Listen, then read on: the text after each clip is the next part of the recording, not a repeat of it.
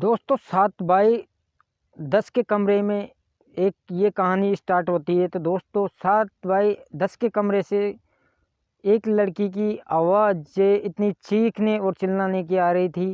तो दोस्तों आसपास में घना ही जंगल था और वो जंगलों के बीच घिरा हुआ एक छोटा सा पुराना खंडर नुमा एक कमरा था।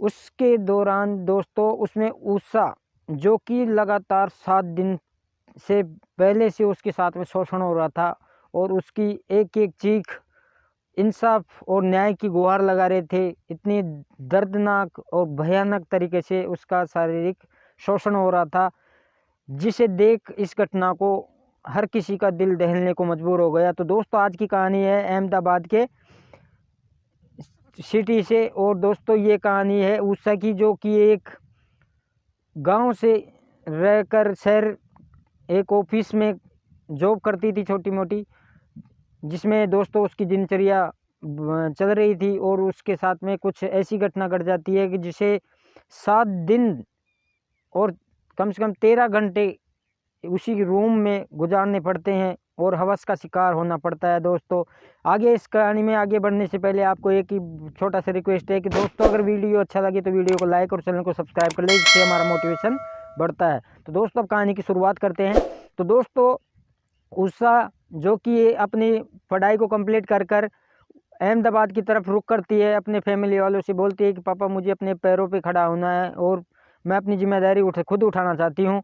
तो पेरेंट्स के कहने के बाद में जब उषा अहमदाबाद आती है और वहाँ अपना कार्य ऑफिस में उसकी छोटी सी प्राइवेट जॉब लग जाती है, तो दोस्तों वहाँ वो अपनी जॉब करने के लिए आती है और वो एक पीजी में रूम लेती है और उसमें उसके सिंगल थी वो उसी रूम में।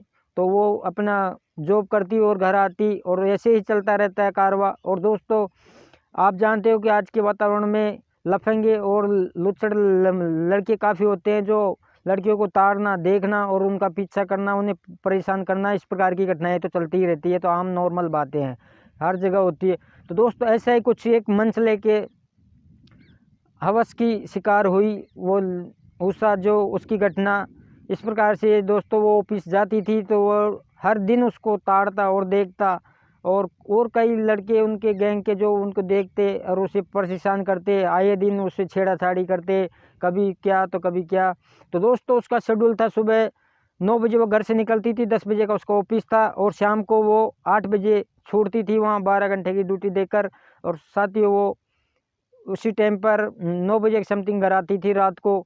तो घना सन्नाटा होता था और शहर था, पर रात में ट्रेवल करना एक लड़की के लिए बहुत ही बड़ी मुश्किल चुनौतियों का सामना करना के बराबर होता है।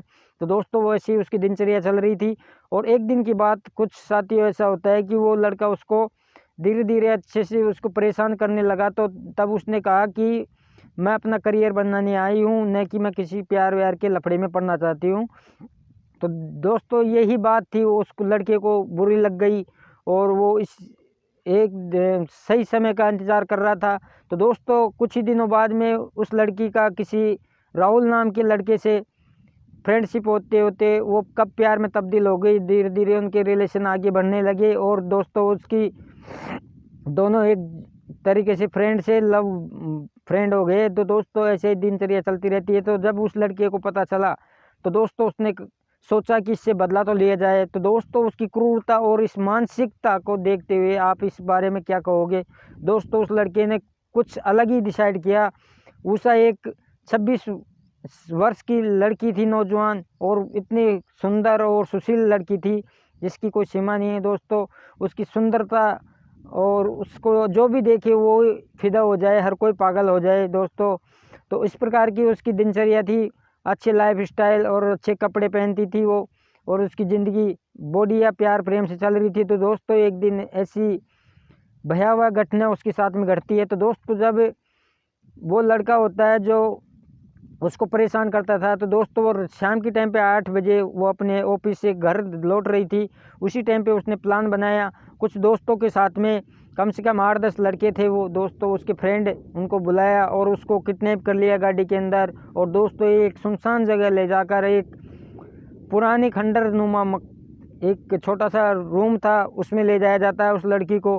और दोस्तों वहाँ वो शराब के नशे में उसके साथ में शारीरिक संबंध बनाते हैं ज़बरदस्ती। और दोस्तों उसको 1 दिन 2 दिन लगातार ऐसे ही उसको परेशान किया जाता है 8-10 लड़कों द्वारा। तो दोस्तों उसकी हालत थी और उसकी जो बेबसी थी, जो हर कोई आप भी समझ सकते हो कि उस पर क्या बीत रही थी। दोस्तों उसके दिल में यही थी कि मैं एक बार यहाँ से निकल जाऊँ। दोस्तों उसकी दिनचर्या दिन पर दिन बहुत ही ज़्यादा हालत ख़राब होती जा रही थी। नशे के धुत 24 घंटे लगे रहते दोस्तों, ऐसे 7 दिन और 13 घंटे उसके साथ में लगातार हर रोज़, हर दिन, हर पल वो मरती और उसके साथ में वही घटनाक्रम चलता। दोस्तों उसका ऐसा असर उसने कभी सपने में भी नहीं सोचा था कि मेरे साथ में कुछ ऐसा घटेगा। तो दोस्तों उन लड़कों की मानसिकता थी जो उस लड़की के साथ में कुछ इस प्रकार की घटनाक्रम को अंजाम दे रहे थे।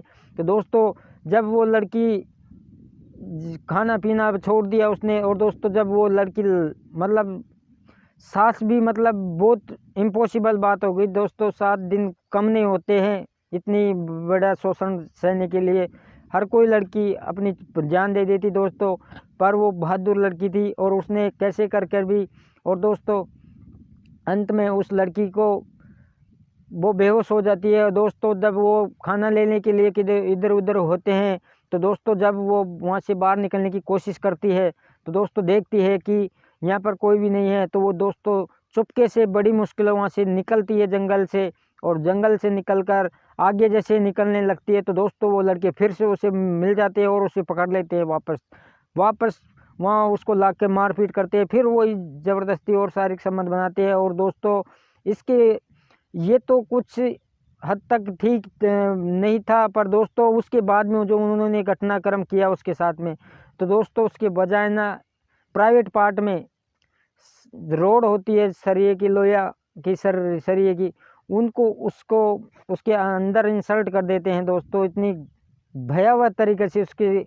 हत्या कर देते हैं दोस्तों, उसे मार करके, और उसे जंगल में मरने के लिए छोड़ देते हैं दोस्तों। और फिर उसके जब ऑफिस से उसका पता चलता है कि दोस्तों ये लड़की ऑफिस में नहीं आ रही है, उसका बॉयफ्रेंड था उसने, और उसके मम्मी पापा जब परेशान हुए कि भाई हमारी लड़की का फ़ोन नहीं मिल रहा है, पता नहीं कहाँ गई, 7-8 दिन हो गए बात नहीं हो रही है। तो दोस्तों जब वो वहाँ आते हैं और FIR लॉन्च कराते हैं, तो पुलिस जब उसकी जानकारी जुटाने में लग जाती है, तो दोस्तों जब पुलिस को तहकीकात करती है और जांचें करती है, तो वो उस लड़की के मोबाइल लोकेशन के द्वारा ट्रैक किया जाता है लड़की को। तो दोस्तों उसकी लास्ट लोकेशन वो खंडरनुमा घर बताता है।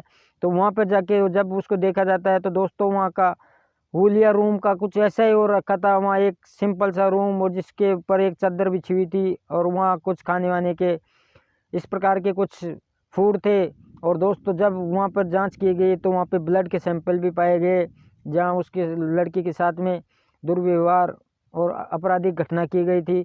तो दोस्तों जब उसकी जांच होती है तो अंततः फिर उसकी जांच को आगे बढ़ाते हुए पुलिस जब जांच करती है, उसकी बॉडी मिल जाती है, तो उसके सीमेन ट्रेसेज और पोस्टमार्टम किया जाता है। तो दोस्तों उसके सीमेन मिलते हैं, तो उसके आधार पर जब जांच की जाती है, और दोस्तों वहाँ की लोकेशन को खंगाल कर अच्छी तरीके से जब उसकी बारीकी से जांच करते हैं, तो दोस्तों उन दोषियों लड़कों के साथ में 8 लड़के थे, उनमें से दोस्तों 4 पकड़े जा चुके हैं, 4 उनके भी तलाश है, और दोस्तों वो भी बहुत जल्द पकड़े जाएंगे।